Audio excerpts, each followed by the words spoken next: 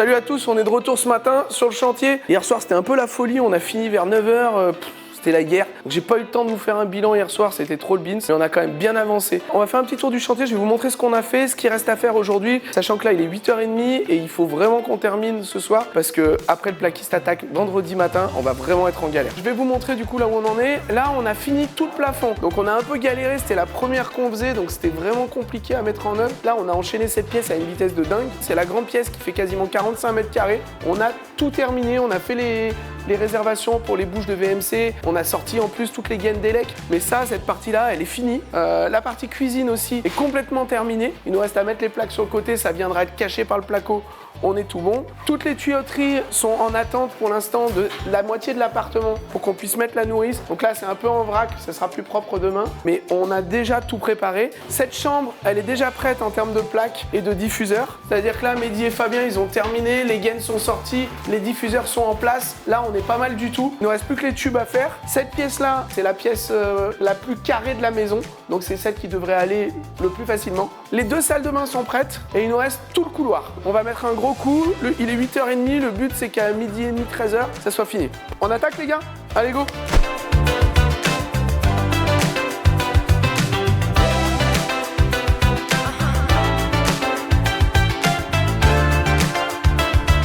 Là du coup la dernière plaque est en train d'être, enfin l'avant-dernière plaque est en train d'être posée dans le couloir, on a quasiment terminé, on n'est pas loin de la vérité honnêtement, on va pouvoir attaquer les tubes dans tout le couloir normalement.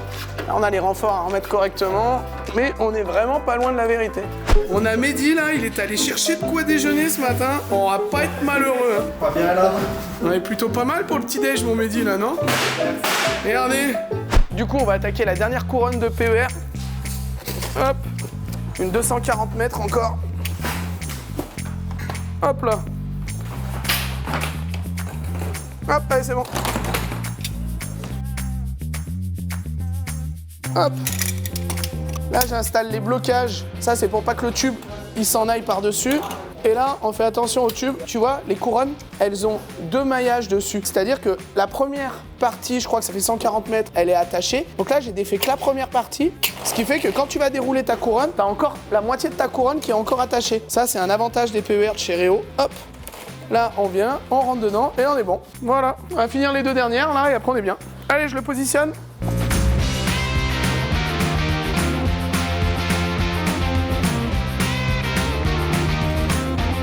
Je vais vous montrer un démarrage de boucle. Là, on est dans la salle de bain, c'est une micro-boucle parce qu'on est au plafond, il y aura encore le plancher par-dessus. En gros, on a deux gaines. Une gaine de sortie, une gaine d'entrée. On va venir enquiller le tube jusqu'à la nourrice. Ensuite, on accroche le tube, on fait notre boucle. Et ensuite, on vient repartir là pour aller jusqu'à la nourrice. Ces deux boucles, elles passent par-dessus le ferraillage. Vous les voyez, elles sont là. Et en fait, ce qui est super important, c'est de faire attention à l'angle et de pas faire non plus des circuits un peu farfelus, quoi. Voilà.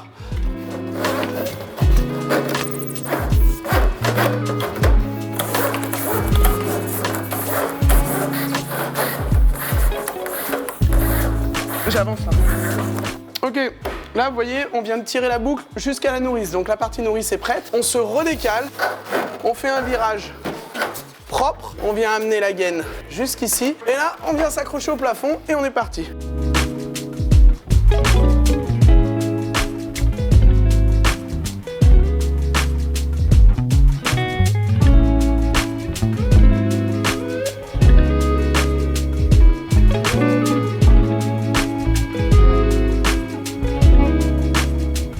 Fab, on va regarder comment est-ce qu'on démonte la nourrice Réo compacte. Parce que là, vous voyez, les raccordements, ils sont sur le haut et on n'est pas correctement. Donc, on va montrer aux gars comment est-ce qu'on fait.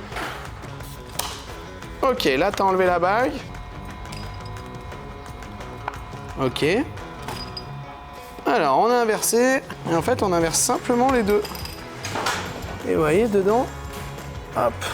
Ok, vous voyez, c'est juste ça qui vient faire l'étanchéité avec la bague de blocage qui vient verrouiller là. Et là, on a transformé en sortie sur le côté. On vient bien remettre les agrafes et c'est fini. Et voilà, et là, on remet les vannes et on est en sortie latérale. J'avoue, c'est quand même pas mal.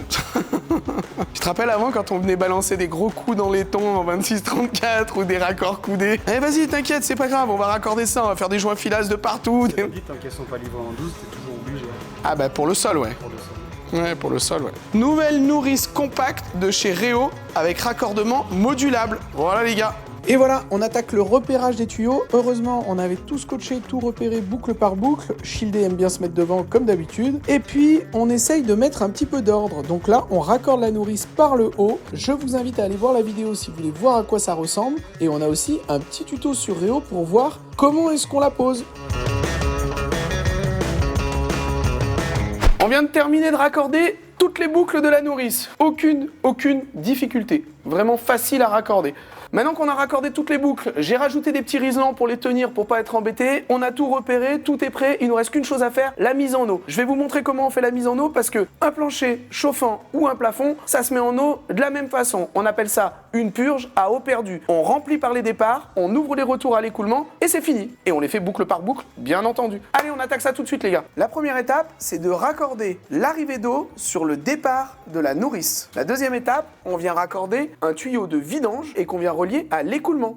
Ensuite, on va ouvrir boucle par boucle afin de chasser tout l'air qui est à l'intérieur. Alors ça va pas être très long parce que vu le débit qu'on a mis en entrée, on devrait normalement chasser l'air assez rapidement. Pour vérifier qu'on n'a pas d'air, on le met dans l'eau. On est sûr qu'il n'y a pas de petite bulle d'air. Il vous reste plus qu'à faire ça sur toutes vos boucles. Ensuite, l'installation sera totalement purgée.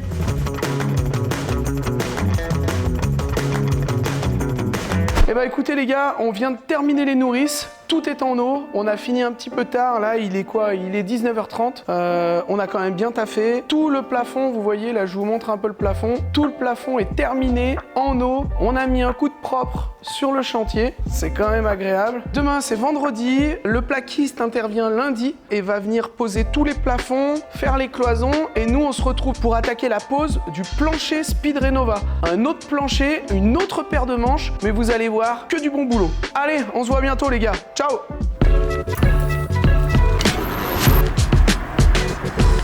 Salut à tous, je reviens vers vous pour vous remontrer du coup le chantier. On va faire un petit bilan de fin de chantier. De fin de chantier du plafond, on s'entend hein. Donc là, on a la première salle de bain qui est terminée avec pénétration par ici.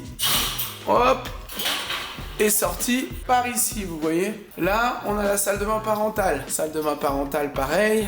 On pénètre par là et on ressort par là-bas, vous voyez. Hop. Là, on a la chambre parentale. Chambre parentale, même principe. On sort par là, on rentre par là. Avec les grandes longueurs, etc. Le plaquiste, lui, va venir se fixer sur les suspentes en position classique. Hein. Désolé, il y a une grosse luminosité ce matin. Alors, on a rajouté des vis, comme vous voyez. Là, les vis, on vient visser les plaques sur les suspentes. On a rajouté des vis à certains endroits, elles viennent à descendre. Au final, là, vous voyez, on est le lendemain, ça n'a pas bougé. Il y en a une ou deux qui ont légèrement bougé. Vous voyez, mais enfin, c'est pas dramatique. Quand le plaquiste va venir plaquer sa plaque et visser, on va automatiquement prendre la bonne position. Et là, vous voyez, ce que je voulais vous montrer, c'est encore un demi-tour. Donc là, on a coupé la suspente. Et la suspente, on vient passer d'un côté de la suspente à l'autre côté de la suspente. Ça, c'est le principe qui est super important. Vous voyez, la suspente, elle vient jusque derrière. Là-bas, la suspente, on repart. Et le but du jeu, ici, on a fait les demi-tours tous du même côté. Vous voyez? Là, je vous montre aussi la nourrice compacte de chez Réo qu'on a mis en position inversée. Alors ça, c'est un peu déstabilisant, je vous l'accorde. Mais en fait, c'est logique, on est sur un plafond. Donc là, il nous reste à remettre en ordre, comme je vous ai dit, les différents tuyaux. Raccordés, vous voyez, on avait laissé en attente en haut un bouclage sanitaire au cas où. Ici, à cet endroit-là, c'est là qu'il y aura la pompe à chaleur. À côté, machine à laver, sèche-linge. Et là, il y aura une cloison qui va être ici, pour séparer le WC, vous voyez. À l'endroit de cette cloison, on aura la VMC double flux. On a déjà prévu les deux tuyaux de raccordement en haut. Il nous reste à faire le carottage de l'évacuation de la VMC double flux. L'autre chose que je voulais vous montrer, les gens m'ont demandé comment est-ce qu'on sortait les spots. Ça, il y a eu un nombre de questions de folie là-dessus. Bah, vous voyez, on vient faire des trous et on vient sortir là où l'électricien nous avait montré les spots. Après, l'électricien, lui, va venir avant que le plaquiste vienne, comme ça, s'il a besoin de redécaler des spots, bah, il viendra faire des trous et il viendra aiguiller directement par-dessus. Voilà. Là, on a même sorti le câble de fibre optique qui va être là, qui va descendre dans la cloison. Du coup, là, vous voyez la jupe de Childéric, là. C'est ce qu'on va coller au sol. Donc, c'est ce qu'on voulait vous montrer avec Childé. Vous voyez, il y a une partie sur laquelle tu viens scratcher. Là, du coup, on a commencé à faire la boucle est délimitée. Donc là, il faut faire attention à laisser entre les deux l'entraxe pour passer. Donc, comme on est en pas de 15, on laisse 30 cm entre les deux. et on va revenir épouser le tuyau qu'on a posé. Donc là, on enchaîne.